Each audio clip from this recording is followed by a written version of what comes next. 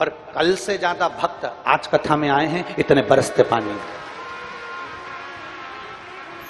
आप लोग तो पंडाल के अंदर बैठे हो, बाहर की अगर दशा मैं कहूंगा एलईडी पर और आस्था चैनल वालों को दिखाना कि बाहर की दशा क्या है। लोग छाता लेकर पानी में खड़े हुए हैं, और ये केवल अभी नहीं खड़े हुए, ये सुबह से ऐसे कैसे खड़े हैं कि भगवान की कथा का लाभ लेना है। अब जरा विचार करो, ये 3 लाख 4 लाख भक्त जब एक साथ रोड पर निकलते हैं तो व्यवस्था देखने में पुलिस प्रशासन, हम उसको साधुवाद देते हैं। एक बार जोरदार ताली बजाकर पूरी पुलिस प्रशासन को साधुवाद दें। एक रोड, उस पर कैसे कंट्रोल करना, कैसे संयमित करना, किस तरह से कंट्रोल करना, किस तरह से भक्तों को छोड़ना, किस तरह से भक्तों को पहुंचाना, ये मैं कलेक्टर महोदय को, SP, SSP, commissioner, SDM, TI, एक एक को साधुवाद देता हूं। यहाँ की पुलिस एक एक कांस्टेबल को साधुवाद देता हूं, चाहे वो महिला कांस्टेबल हो चाहे पुरुष कांस्टेबल हो, सबको साधुवाद।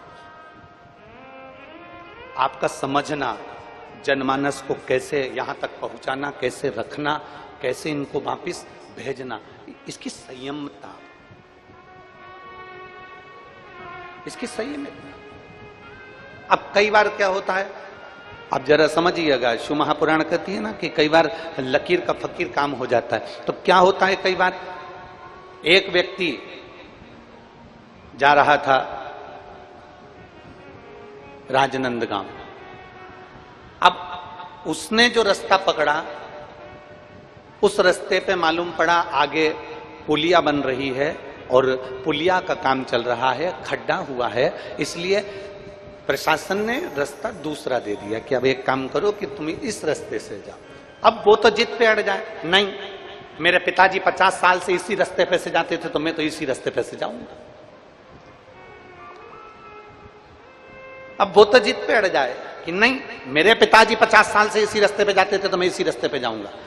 आप में से कई मेरी जीजियां ऐसी बैठी हैं, कई मेरे जीजा ऐसे बैठे हैं, कई मेरी बेटियां बैठी हैं, कई मेरे बेटे ऐसे बैठे हैं जो कई बार नहीं, हम ऐसे पूजन करते थे प्रदोष की तो हम ऐसे ही करेंगे, हम शंकर जी को ऐसे भजते थे तो हम ऐसे ही भजेंगे। नहीं, कई बार रोड पर से रोड को डिवाइड किया जाता है, परिवर्तित किया जाता है कि आप यहां से निकल कर जाओ क्योंकि रोड का काम चल रहा है। जो व्यक्ति जिद्दी होता है, नहीं मैं तो इधर से ही जाऊंगा, और गाड़ी लेकर चले जाता है और आगे जाके मालूम पड़े पुलिया में गिर जाता है, तो फिर दुख उसको भी होता है और दूसरे को भी होता है। शिव महापुराण की कथा कहती है आप पहले क्या करते थे, आपकी जिंदगी पहले क्या थी, आप क्या चल रहे थे, आप क्या कर रहे थे, आप अपने जीवन को कैसे जी रहे थे। 15 साल, 20 साल, 25 साल, 30 साल, 14 साल, 20 साल पहले आपने क्या करा, वो आपकी जिंदगी अलग थी। क्योंकि अब रोड परावर्तित हो गया, अब रोड मार्ग दूसरा हो गया है, इसलिए हमको थोड़ा बदलाव की जरूरत है, हमारी जिंदगी को बदलाव की जरूरत है।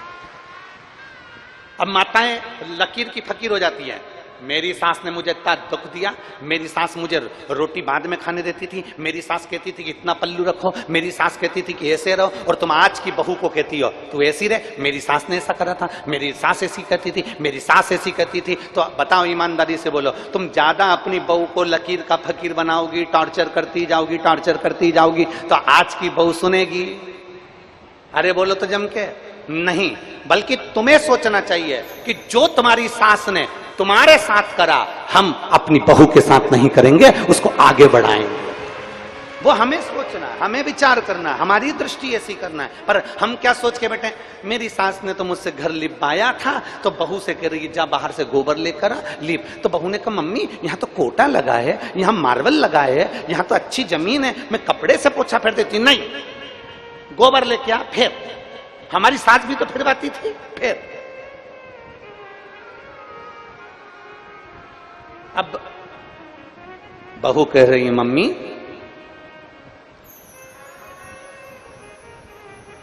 अब पहले के जमाने में सिवैया, क्या बोलते हैं इधर छत्तीसगढ़ में, सिवैया बोलते हैं और कुछ बोलते हैं, है सिवैया ही बोलते हैं। पहले के जमाने में सिवैया मशीन से बनती थी क्या? अरे जम के तो बोलो, नहीं। क्या करती थी?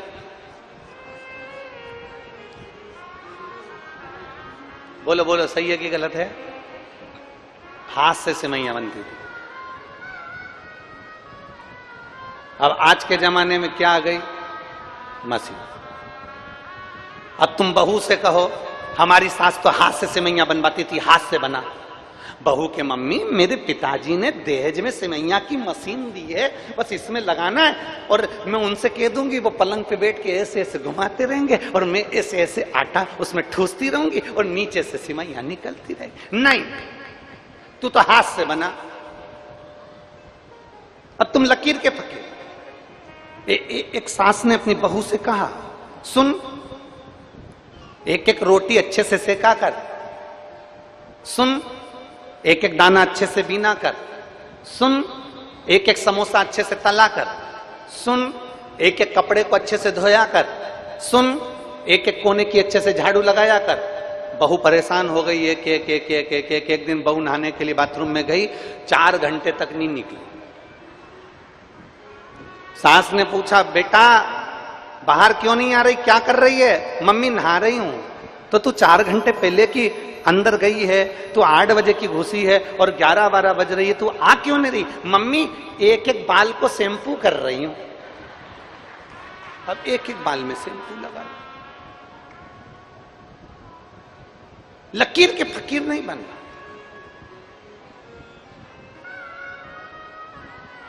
हम लकीर के फकीर बनकर चल रहे हैं।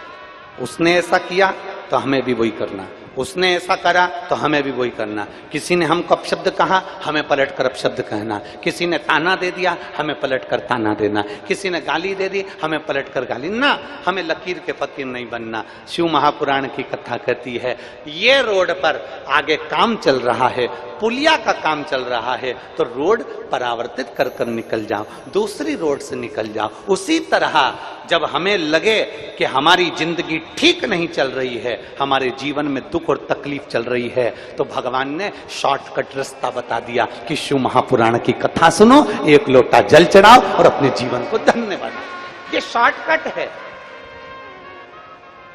ना तुम्हें मंत्र की जरूरत है, ना तुम्हें तंत्र की जरूरत है, ना तुम्हें साधना की जरूरत है, क्योंकि घर में, कलयुग में, कलिकाल में किसी के पास समय नहीं है। कलयुग में, कलिकाल में किसी के पास समय नहीं है। रत्ती भर का समय कलयुग में नहीं है। बच्चा भी व्यस्त है, बूढ़े भी व्यस्त हैं, सब व्यस्त हैं, कोई फ्री नहीं है। इस कलयुग में आपको इतना समय नहीं मिलेगा कि आप तप करेंगे। इस कलयुग में आपको इतना समय नहीं मिलेगा कि आप साधना करेंगे। इस कलयुग में आपको इतना समय नहीं मिलेगा कि आप कहीं तीर्थ में जाकर बैठ जाएंगे। इस कलयुग में सबसे सरल, सबसे सहज, ना मंत्र, ना तंत्र, ना साधना, कुछ भी नहीं। इस कलयुग में एक साधन सबसे सरल है, जो गरीब से गरीब व्यक्ति और बड़े से बड़ा सेठ कहीं पर भी कर सकता है। 1 लोटा जल सारी समस्या का। वो गरीब भी कर सकता है, वो अमीर भी कर सकता है, वो